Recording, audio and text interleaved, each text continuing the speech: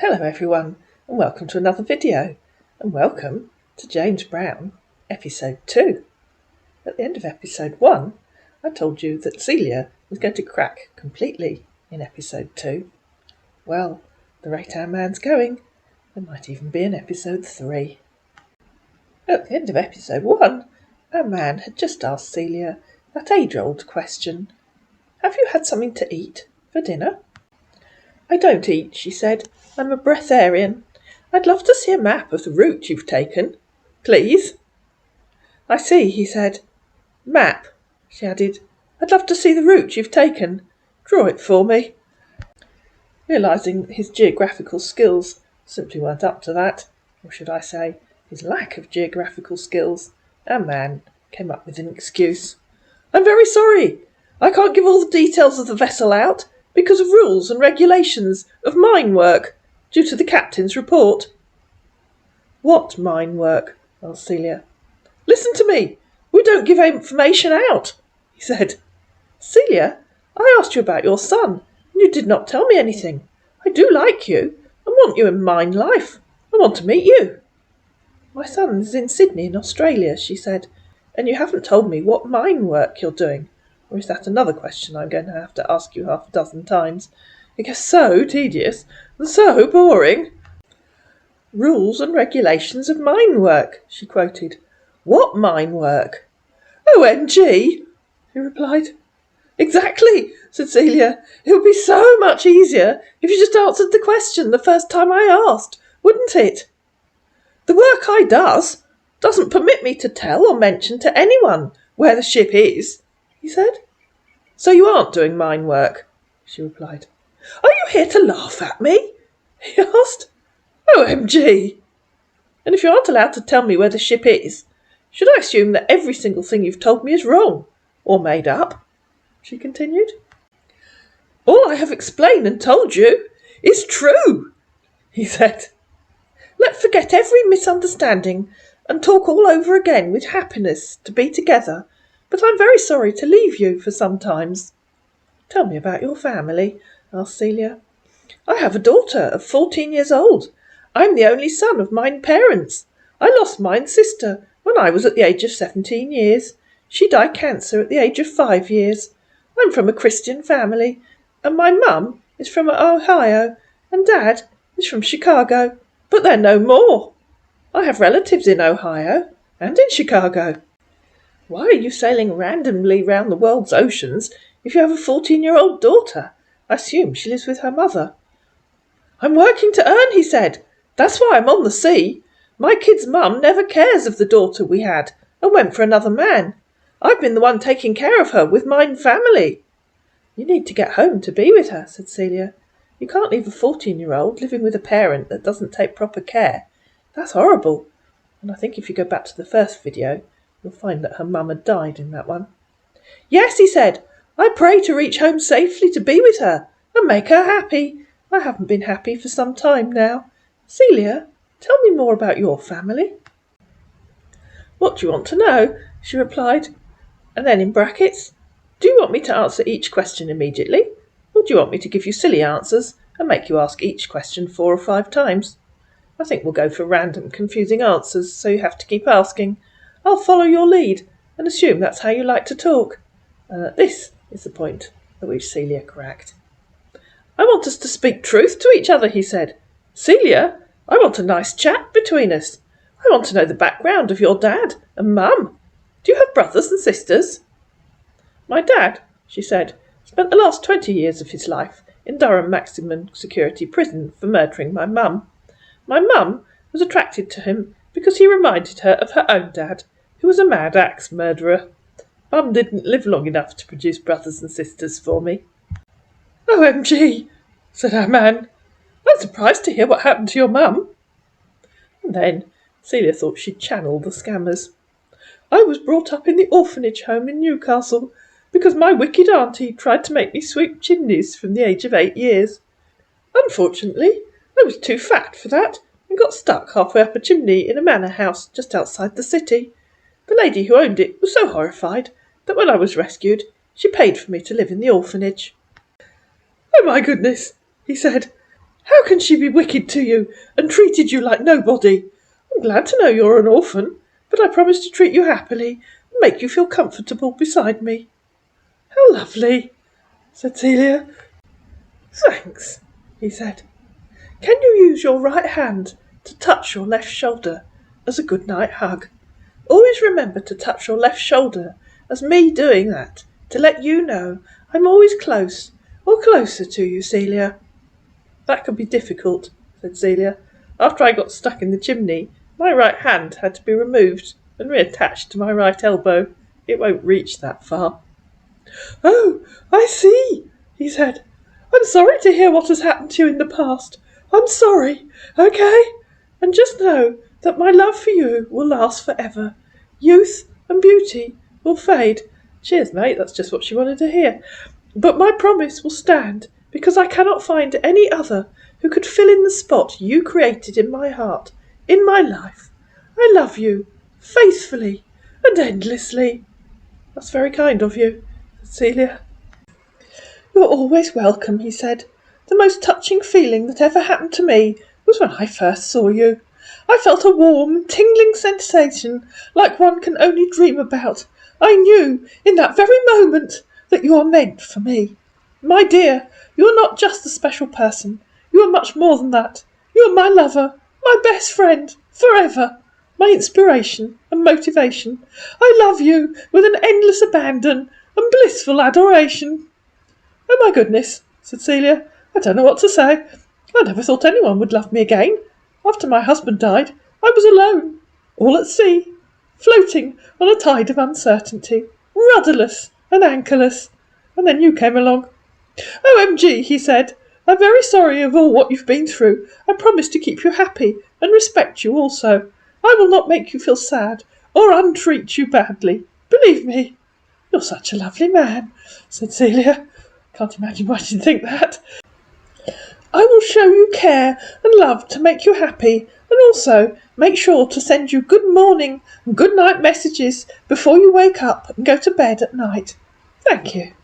Promise me to be with me and love me for who I am, and I promise to be with you forever. My main goal is to be with you soon." "Oh," said Celia, "do say you'll come to Durham. You could probably bring your ship here." "Yes, I will come to you there," he said. "Oh, babe, remember, I don't own the ship." "Perhaps it would be better to fly," she said. "That's the best way to get to you, my love," he agreed.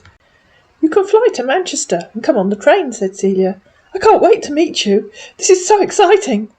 "Oh, okay," he said. "I will save all this information down in a diary and plan on my coming to you in Durham." "Does that mean you'll be bringing your pet Jersey cow?" asked Celia. "Only I'm not sure my garden's big enough. We won't need a dairy. I'm sure we can just buy milk in the local supermarket." "That's fine," he said. "If that will be okay for us, sweetheart. I'm making this special promise to you, Celia. You're the love of my life from today onwards. I have made mine heart happy once again in life."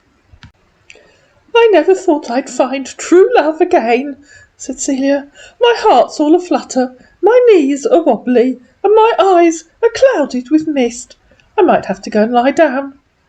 "I myself, too," he said. "Ever since I met you and started writing to you, I have been having that strange and beautiful feelings for you." "Oh," said Celia, "please tell me you're mine, alone." "From me to you," he said.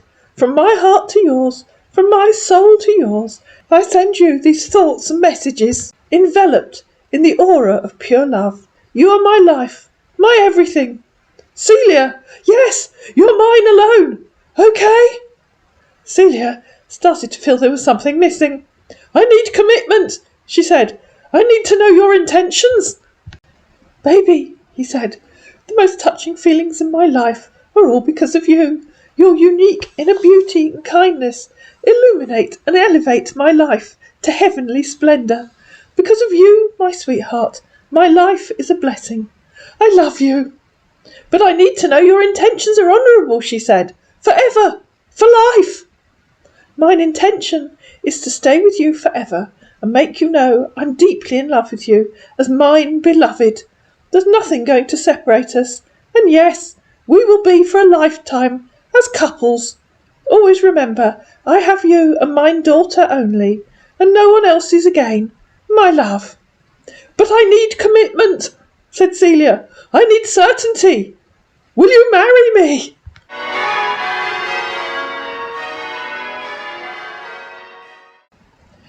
With respect, he said, I will. Yes, I will marry you, Celia. Oh my goodness, she said. I don't even know what to say. I'm so excited. I think I need a drink. A strong one. And it's my bedtime. Good night for now. Oh, he said, you're such a lovely person and a romantic lover as well. Go on to have a drink. Because you're in my life, I know true love exists. Have a wonderful night and a sound sleep as well. Dream of us, my love. Good night. Friday morning dawned with a load more romantic twaddle from our man, which I won't bore you with. And then at lunchtime, Celia said, Oh, my darling, it's such a busy day at work. I've just had time to stop for a quick sandwich. I'll talk to you when I get home this evening. I see, he said. Baby, have a great day while you're at work at the moment. I've been working all day. I'm glad to know you have had something to eat. I'll be here in the evening to talk to you. I miss you so much. I miss talking to you. Let the cool evening breeze take away your worries and bring you a relaxed mind. Good evening, my precious. I miss you. And are you home, my love? The sweetest part of my day is thinking of you, but the hardest part is missing you. How I wish to be with you again, my love. Hello, she said. I'm so sorry I wasn't able to be with you, my love, earlier. I had to go and do some shopping and then sweep out the cellar. That plague of rats is such a bother. I beat them about the head with mine broom, and they are gone. So glad to hear from you, my love, he said. I've been missing you so much, but thank God you're here with me to communicate. I'm sorry to hear about rat worrying you. Baby, what did you buy from the supermarket? All manner of toothsome fare, she said. Curly kale, Bath olivers. My cup floweth over with abundance. Oh, he said, that's beautiful. My day was okay and stressful at work, just that I didn't have enough rest while working. I'm so sorry to hear about that, said Celia. What happened to cause you such stress? But I slept for a few hours before working again, he continued. Where art thou now? Asked Celia. Where is thy ship located? Because I didn't rest well, he said. That made me tired whilst working, my love. You'll be back in port soon, she said, for a well-earned rest, methinks. We're on the seas of the Atlantic Ocean, he said. Arr, said Celia, them ice seas, are they foaming in a storm? Yes, my love, he said. A lot of storms I see here. It sometimes rains heavily, and it's very scary. Baby, have you had your dinner? I partook of nourishment some 3 hours since, said Celia. That's good, he said. Baby, I want us to chat on Hangout. And so, better late than never, they moved to Hangouts. Over on Hangouts, and our man asked Celia, Baby, how was your day at work? 'Twas very busy, she said. 'Tis our busiest time of the year, with lots of new students applying to the university. I see, he said. I wish to massage you as you come home from work, but I know I will when I'm with you. Oh, wow, I'm glad. I love you, and I don't want to lose you, because my life has been better since the day I found you, he said, forgetting to remove the quotation marks from either end of his copy and pasted line. Ooh, said Celia, I can hardly wait till we're married and can be together, forever, for all time. Yes, I agree with you, my love, he said. I'm very happy to have met you and taken you as my beloved. I promise to stay with you and make you happy beside me.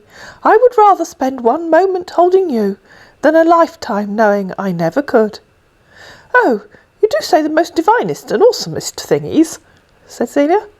Oh, thank you, my love, said our man. Tell me your dream wedding, asked Celia.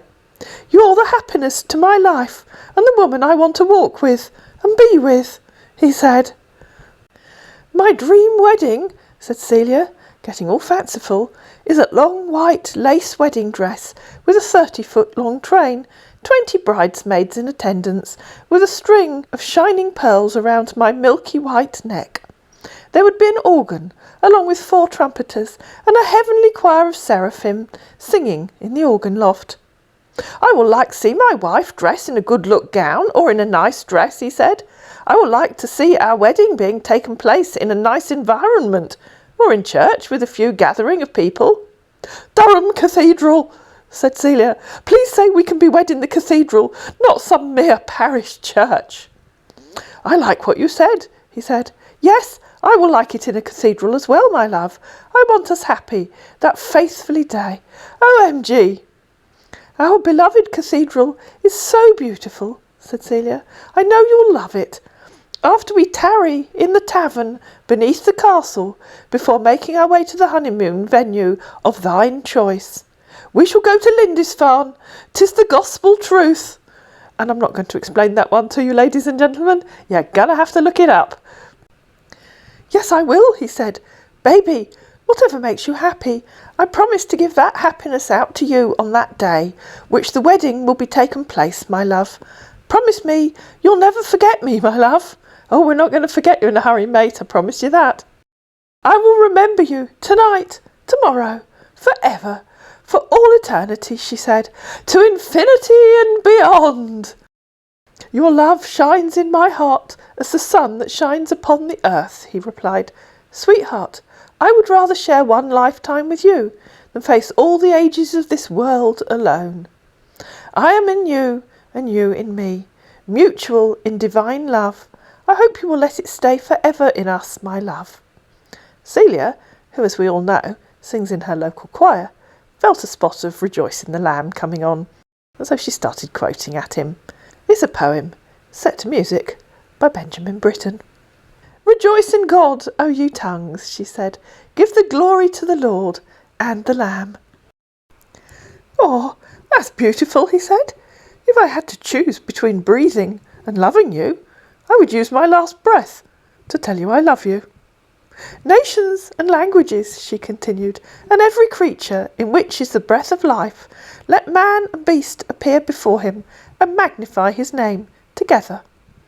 Oh, that's so sweet, he said. I like all what you said. I love you, Celia. Love makes no sense if it's not to the right person. I feel very lucky to be with you. I love you. I'm giving you my heart, now and forever. My goal is to make sure that I always make you feel loved, appreciated and accepted. Baby, you are the owner of my heart, my feelings, my soul and my body. I completely belong to you. Baby, I love you, always. Oh, said Celia, 'tis my bedtime. Good night, my darlingest heart.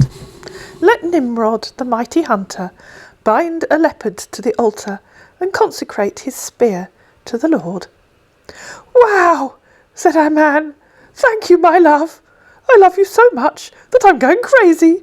I can't stop thinking and dreaming about you. Only it makes me feel alive and gives my life a meaning. Have a great sound sleep with sweet dreams. I will text you in the morning. Good night, my love. And so, mercifully, Celia decided to stop chatting to him for the night. Celia awoke the next morning to a message from Loverboy. I'm blessed to have you in my life. I always treasure you. Good morning, my angel, and I hope that you have a beautiful day, baby. I'm at work right now. I seriously miss you, Celia. Good morning to the love of my life, said Celia the next morning. I've just spoken to the cathedral. We can be married as soon as you can get here. The pandemic has meant they have very few weddings booked. How soon will you be able to come? Oh, he said, how beautiful you can write and make me feel loved by your love. Sweetheart, I'm glad and happy to know you spoke to the cathedral concerning our wedding.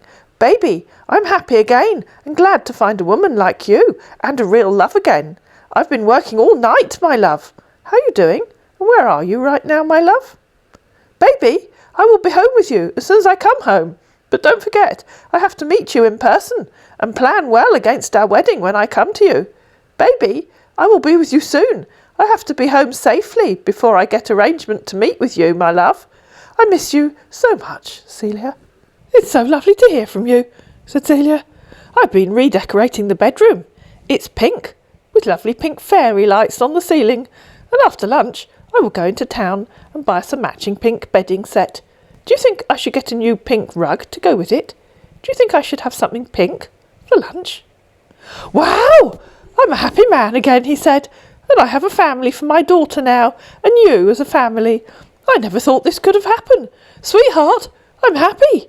Buy what makes you happy, because I will be happy to see you with them, as you want to buy, my love. Baby, you can eat whatever will satisfy you, because I want to see you healthy and beautiful when I come home to see you. I think I'll buy matching pink hot water bottles with matching pink covers too, said Celia, feeling, well, in the pink. It can get very cold in my little old house in winter. I inherited it from my great-grandmother, you know. I was her only relative left alive. I blame my dad for that. Did I tell you he was a mad axe murderer? It was a while before my neighbours realised my family was getting smaller. That's when they told the police. Oh, he said, that sounds beautiful. Oh, my love, he continued, you told me of what he did to your lovely mum. Please don't be angry of him any more, because I have come to change the sad mood you have been through. I'm glad your great-grandmother gave out her home to you, freely, from her heart, to you. Baby, I'm happy for you, and I having a new life again. I can only assume this man has learnt his English, either by reading Shakespeare or a lot of Victorian novels. I will make you happy and forever let you be happy, okay? I love you, sweetheart. Oh, my sweetiest, honeyest, bunniest thingy, said Celia. I can't wait to be with you in all my pinkiness. I shall wait patiently as leaves in spring to hear of thy coming. OMG, he said, that's how I want to see you dress. Very sexy and beautiful. Good, baby. Sweetheart, said Celia, I must hie me to the nearest nunnery to perform goodly works for the noontide. I'll talk to you again later, when I have recomposed of mine self. Okay, sweetheart, he said. Have a wonderful day, and bless afternoon. I love you always. I will be going back to sleep, and check back to see whether you have written, my love. I love you always, Celia. And thus endeth Saturday, because Celia couldn't be bothered to go back online and talk to him again. Sunday dawned, along with our man. Celia didn't. I never imagined true love exists until I fell in love with you, he said. You have made me believe in true love. Good morning, my sweetie. You never fail to amaze me. Every day there is something new that makes me love you even more than the day before, Celia. I'm very sorry I couldn't come online in the evening, my love. Were you able to buy all what you told me? I miss you, baby. Have a lovely morning, sweetheart. Celia finally came online early evening. Good evening, my darlingest thingy, she said. I've been so busy today. Baby, he replied, I'm very glad to hear back from you, my love. I was thinking so too. I mean, you being busy, but I really miss you a lot. I missed you too, said Celia. Tell me, what exciting things have you been doing today? Everything is fine and okay at where I am right now, he said. I miss you so much. Where are you right now? Asked Celia. We are on the ocean, in the deep sea, my love, he said. The deep, blue, briniest sea, asked Celia, to which our man replied, Baby, yes, sweetheart, be right back. Which part of the deep, blue, briniest sea art thou upon today? Asked Celia. Baby, I'm back, he said. We are on the Mediterranean coast right now, and close to Croatia waters, my love. I pray to be home safely and be beside you. Is a country at the cross sea of Central and Southeastern Europe, on the Adriatic Sea, he said. The Mediterranean Sea is a country on the Adriatic. No, he said. Oh, okay, said Celia. Why are you going to Croatia? Is it for the nightlife and dancing hyenas? So that we can get home soon, my love, he said. Oh, my darlingest thingy, said Celia. I have just had the most brilliant idea. When you finally exit from the Mediterranean Sea, from the deepest sea, you could sail to England and we could meet. What do you think? Isn't that just the bestest idea I've ever had? Aren't I just so amazingly wonderful for words? If I had mine own ship, he said, that would be possible to come to you, or sail to England, as you said. Oh, she said, but it would only be a tiniest, weeniest, littlest detour on the great ocean of life, my darling. I don't think it would be much further than sailing all the way up the Adriatic, and then back down again. They could drop you off in Southampton, and I could come down on the train to meet thee. Thine shipmates could have a jolly time, partaking of refreshments in a local tavern before sailing onwards to Miami. The sea, he replied, hath its pearls, the heaven hath its stars, but my heart has its love for you, sweetheart. I love you. Baby, I understand all what you have said, but it's not possible, as I told you. Let me arrive home safely and prepare to travel and come to you, okay? Oh, my darlingest thingy, said Celia. If that's how it has to be, I shall have no choice but to wait. Thank you, sweetheart, he said. I love you always. Have you had something to eat for dinner? Celia, when I tell you I love you, I don't say it out of habit. I say it to remind you that you're the best thing that ever happened to me. Baby, he said the next morning, I will be home soon, okay? Celia, look into my heart and feel what I am saying, for my heart speaks the truth, and the truth is, I love you. I'm jealous of your pillows, of the way they're touching your beautiful face and catching your silky hair. I wish I could hold you right now. Hope you're sleeping well and having the best dreams, love. Good night. Good morning, dearest heart, darlingest thingy, said Celia the next morning. Where is your ship located today? I hope you are sailing away in good weathers. Baby, he said, I'm very happy to hear from you, my love. The ship is on the Adriatic Ocean right now. We have good and bad weather, so let all pray for me to be safe home soon, my love. You were on the Adriatic yesterday, said Celia. You must be moving slowly. Baby, how are you doing today, he said, and how is your day at work? It's almost morning here, he said, and if you're looking at the screen, it was 11:02 a.m. in the UK at the time. What do you mean by almost morning? Asked Celia, my darlingest, honeyest, bunniest thingy. The time, he said, is 11:45 p.m. in Croatia. He sent her a photograph of a man on board a ship. Darlingest thingy, said Celia, that's nearly midnight. Time for bed. I begged the captain before he took this photo for me, he said. I have slept enough so that we can chat, okay? But 'tis midnight, said Celia. Shouldn't you be asleep? Perchance to dream? I will, baby, he said. I will go back to sleep after we finish talking, okay? I shall look forward, said Celia, to you awakening on a different ocean of life and in a different time zone of existence. I have heard you, baby, he said, from the top of your head to the tips of your toes. I adore everything and everywhere in between. I love you with all my heart. I asked you how you are at work, but no response, my love. I'm just taking a tea break, said Celia. I shall stop for lunch in a couple of hours. I can hear the phone on my desk ringing. I must return to the shackles of my worldly existence. I see, he said. I'm happy you have taken in something, because I care for your health, sweetheart. Okay, baby, but I need a great favour from you, for our daughter. I wonder what that might be. Ladies and gentlemen, thou wilt have to ponder for a few days, because that is episode 3.